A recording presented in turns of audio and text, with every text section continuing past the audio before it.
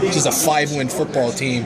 Is Florida State, are they anywhere near as good as what they were last year?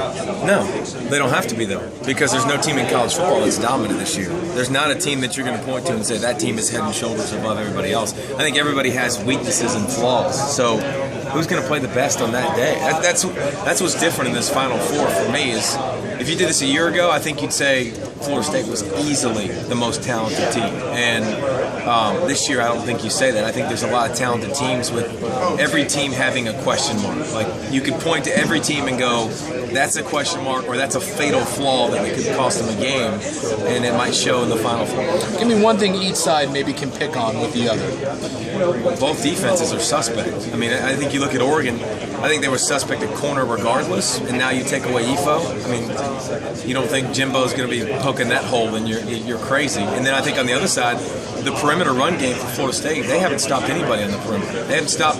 Their defense has been, I mean, it's 6 steps back from where it was a year ago. So I expect a lot of points, and I expect mistakes to decide the game. One team is number 1 nationally in turnovers. The other one I think is like 103rd. A little different there.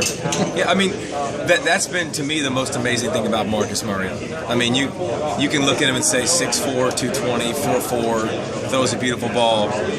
To play this season in particular, with all the different starting lineups on the offensive line, 8+ starting lineups, and still not turn the football over. That's stupid. I mean, you think about Jameis, he's had more interceptions in one game than Mariota's thrown in a season. So, I mean, that definitely is something you're going to point to and say that might decide the outcome of the game. When you look at guys that were transcendent quarterbacks, Vince Young, Cam Newton, and guys that almost single-handedly willed their teams to national championships, do you put Marcus in that category? If he does it, yeah, absolutely. I mean, I think I'll disagree with you. I think Cam Newton is one of those guys, but like a Tim Tebow, great supporting cast, great defense. Auburn did it without a great defense. That's something that you haven't seen. Most of the time, the defense wins championships. I think this year you might see it might be an outscoring fest because defenses aren't what they've been. Auburn's the only team in the BCS era to win a national championship without being in the top 10. 10 in defense, yeah. Alabama's the only team at this thing. It's in the top 10. Yeah, I mean, but still, Alabama has flaws. I mean, their defense might be in the top 10. You can hit go routes on their defense. I mean, Western Carolina did it. Go turn on that tape. They hit some go routes. Auburn, they're still scoring against them, but Alabama overcame with their offense. So I don't think there's a team that you point to. Listen, defenses have been limited now with the tempo, with the pace. So now when you run the tempo as fast as everybody does, you limit the amount of calls that you can get from the sidelines, you limit the communication, you limit the substitution, you limit the chess match that you can have. So now it's about what are you going to do? Now it's about, for me, it places more of a spread, and tempo places more of an emphasis on the defensive line. And that's where Alabama wins compared to all these teams. Consistent, dominant, 6-7 guys. They can rotate 8 guys. They can rotate in and out. Staying in a base unit almost and just saying, hey, we just line up and go. But they can go the next series with the next group and they don't lose anything.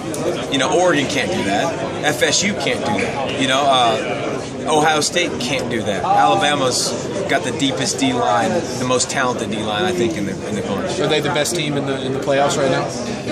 They're number 1. I mean, again, the best team's not going to win this for me. The team that makes the least amount of mistakes in the Final Four. It's about, I think they have the best matchup because they're playing Ohio State. I mean, I would have loved to see Alabama versus Oregon. That would have been sick for me.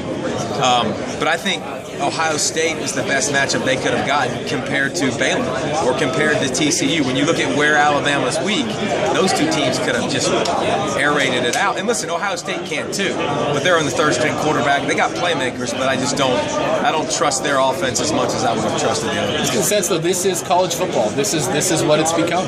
It's more spread across the landscape. It's more even than it's been, and it'll always shift.